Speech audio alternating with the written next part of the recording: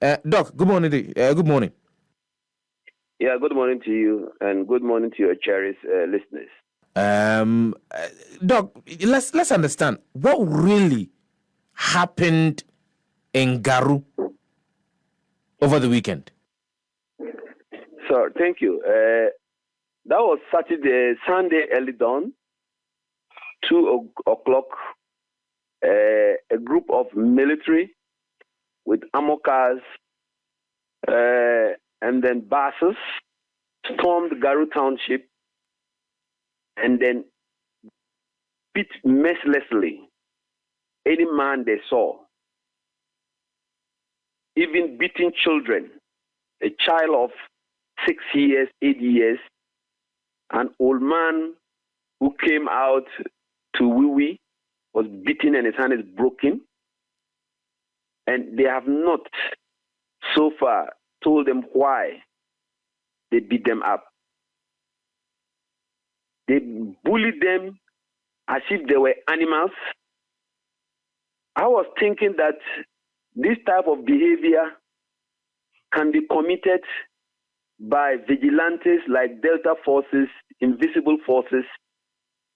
I didn't know our professionally trained military that we use our taxpayers to pay and being inculcated to be very disciplined can meter out this brutality to innocent people who have not committed any crime.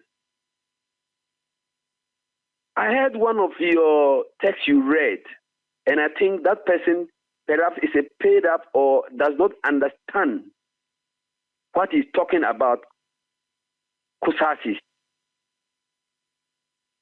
Does that person know that a full national security operative called Nambe, dressed in full military gear and bulletproofs, was in Boku going around killing people and at the end was gunned down by these very Kusasis? Would Kusasis have trust in any national security operative who does not let them understand him, know his move well? Would anybody living in, let's say, you are calling me from Accra, let's say Rich Emmanuel Estate, a group of people there attack a national security operative? Will the military go there and beat everybody in Rich Emmanuel? Let me tell you the genesis. A group of military, national security, alleged national security, came to Garu and packed with a V8, dark glasses, with no number plate at the back of the car, at a corner that was suspicious, and stood there for a time and never interacted with anybody. You know very well that in Boku and the Kusasi district, there is apprehension. And you come to do that without even liaising with the district police commander, the national security representative in Garu was not aware of you. Then the assemblymen and some people saw the vehicle, and the community said, this car is very strange. His movement is very strange. We've never seen it before. Let's be careful, because in Zebila, 3 days before that, the same incident happened and a man was gunned down. So the people decided that they should go and ask them what they are there for and where they came from. When they verified, they knocked the door, they were refusing to open. They finally got them, accompanied them, and handed them to the police. They handed them to the police station and asked them that they want to see what is in the car, because it was alleged that there's going to be a festival in Boku, and they are bringing in the chief who was allegedly installed by the Mampusi chief in Nalerugu. They were hiding to bring him back home to become chief of Boku. They said, open the car, let's see who is there and what is there. When they opened, there were guns and bullets in the car. Then they said they should open the boot because they want to see what is in the boot. There and then they refused to open. Then the people who arrested, accompanied the car to the police station, moved away. Suddenly, around 2 a.m. in the night, a group of people came to shoot at the car. If actually the Garu people who took the car to the police station wanted to shoot them, wanted to kill them, they could have done it where they met them, not taking them to handing them to the police station. So, Doc, let's understand one thing. Yes. When they accosted the said individuals in the vehicle and yes. sent them to the yes. police station, yes. the car was left at the police station. Yes, the car was left at the police station, but the people were demanded that they wanted to know whether they are national security personnel as they claim. And okay. even when they said they were national security personnel, the people did not have the trust, simply because the national security representative in Garu was unaware of them. And they claimed they were fighting terrorists. Terrorists, without involving the community, the assemblymen, the national security operative there, the district police commander was not aware. How do 4 people with a V8 come to Garu to fight terrorists when we living in Garu have our neighbors in Togo, just like the Volta people, that any movement of anybody from Togo coming to Ghana, we are aware? Then it was baffling, because if national security operative could enter Boku and kill people and were buried with handcuffs, how do we trust another national security who our national security reps in Garu is not aware of them? That was where the challenge came. But we don't know what happened. The people say they don't know what happened. They were there when they heard gunshots, and those who were standing there ran away, and there were gunshots. Whether it was coming from the police, whether it was coming from another group, that is up to now national security to investigate. That notwithstanding, it is the right of government to arrest criminals. But you don't come to a place to arrest criminals and beat everybody in the community. Even those who could even spy to help you see something and say something, you are beating them. So where is the see something, say something going to? How is it going to be in Garu now? So you saw something, and you reported something, and you people have been identified as the perpetrators of a crime that you know nothing about. Is that what you're saying, Doc? They have seen something. Actually, government should applaud Garu people for identifying that car was strange. It has only one number plate. It was dark. The way it was moving was strange. And actually, at the end, it was national security car. It means that Garu people are more alert and educated about terrorism than our national security. Then now, the car was attacked in front of the police station.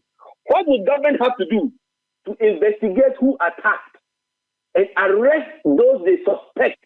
Arrest them. Even if they committed a crime, they have no right to beat them. They have no right. They are first of all to arrest them, arraign them before a court of competent jurisdiction, find them guilty, and give them the punishment they deserve. I am condemning the act of brutality meted out to Garu people. Even if they are criminals, they are not supposed to. You see, can we also attack the military for participating in the atrocities we see in other places because they are committed crime?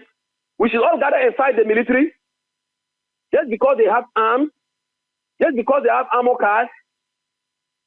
In the U.S. recently, you heard of the man who went around shooting people. When they brought thousands of security forces to arrest him, did they beat a single citizen there? Even his family was protected. That person's family was protected till they got him and he shot himself dead. This is how professionally our security agency should work. Doc, I would want you to establish certain facts for me. Number one, you mentioned that when the car was left at the police, the following morning or the subsequent morning, there were gunshots on the vehicle.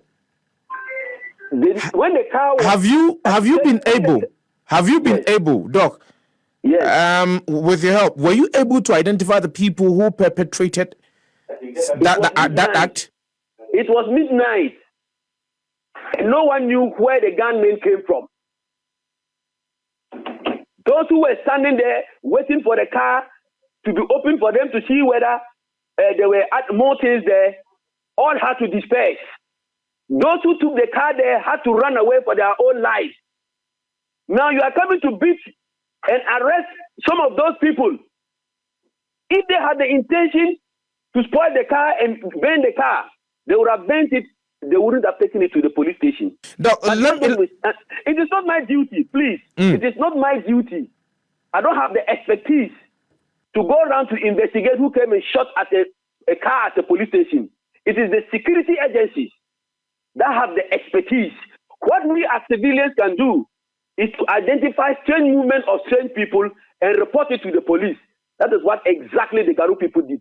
Whoever came to shoot the car, it is the duty of the military and the police and the national security to put their ears down to work with the very people who brought the car to see how they can investigate, even come and apprehend them. Where are the people who brought the vehicle to Garu?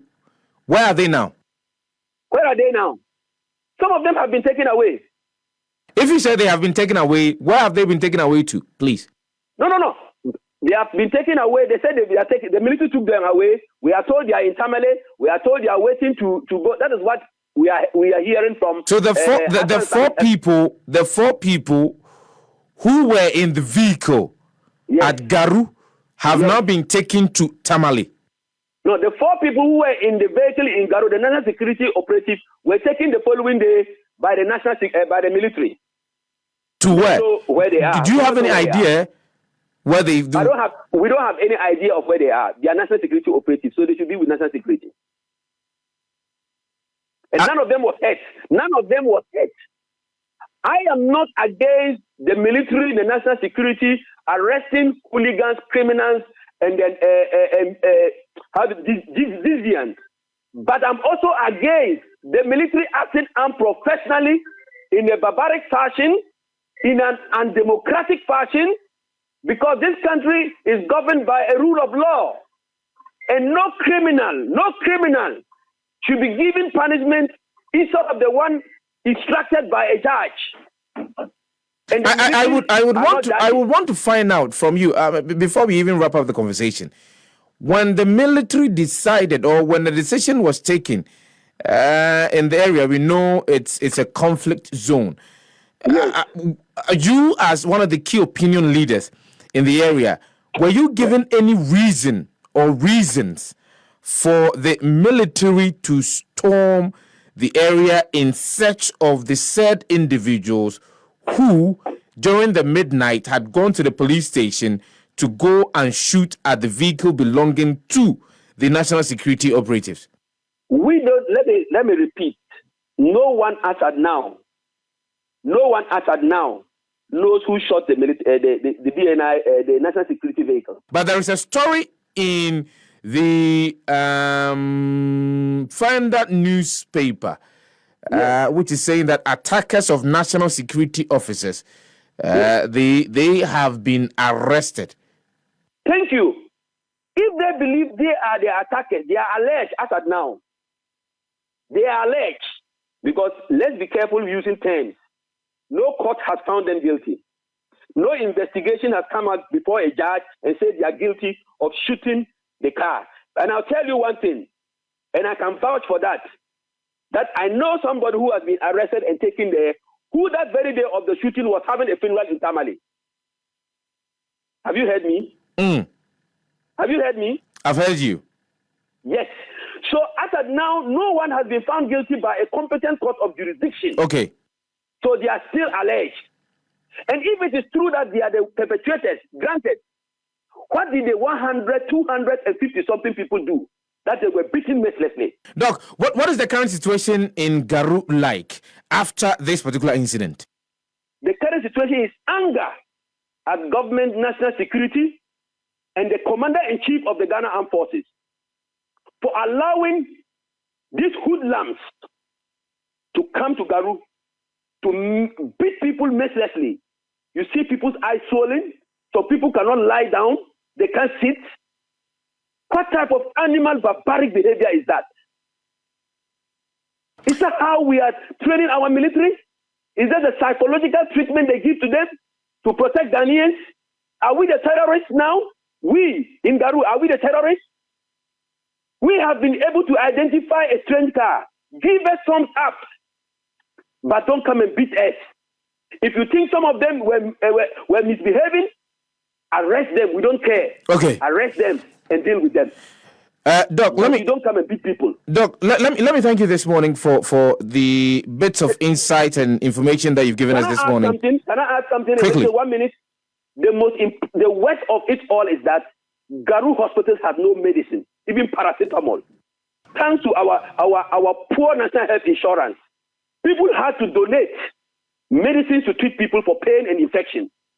So let this get to the president, and he should know what his hoodlums have come to do in Garu. Okay, Doc, let me thank you this morning.